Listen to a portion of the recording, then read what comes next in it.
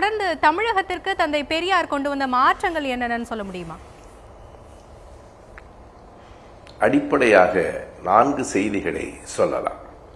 பொதுவாக சாதியத்தை எதிர்த்து பெரியார் பரப்பிய அந்த கருத்துகள் மிக சாதிய சமூகமாக இறுகி போயிருந்த ஒரு கட்டத்தில் அதனை உடைப்பதில் பெரியாருக்கு ஒரு பங்கு இருந்தது. எனவே சாதிய எதிர்ப்பு, சாதியின் பெயரால் மேல் கீழ் என்று கட்டப்பட்டிருக்கிற இந்த சமூக அமைப்பில் இடஒதுக்கீட்டின் வழியாக சமூக நீதியை கொண்டு வருகிற முயற்சி, பெண்ணும் ஆணும் சமம்தான் என்கிற பாலின சமத்துவம், 4வதாக பகுத்தறிவு என்று இந்த 4 செய்திகளை நாம் வரிசையாக அடுக்கி சொல்லலாம்.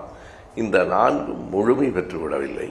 ஆனால் இந்த 4லும் பெரியார் பரப்பிய கருத்துகள் வலிமையானவை, நாட்டுக்கு தேவையானவை. சுருக்கமாக சொன்னால் பெரியாரியம் என்பது சமத்துவத்தை நோக்கியது. சமத்துவம்தான் இந்த மண்ணில் திகழ வேண்டும் என்பதில் பெரியார் உறுதியாக இருந்தார். அந்த மாற்றத்தை கொண்டு வர வேண்டும் என்று அவர் தன் வாழ்நாள் முழுவதும் முயற்சி செய்தார். ஒரு இயக்கத்தை நிறுவினார். இன்று வரையில் அந்த இயக்கம் இயங்கிக் கொண்டிருக்கிறது.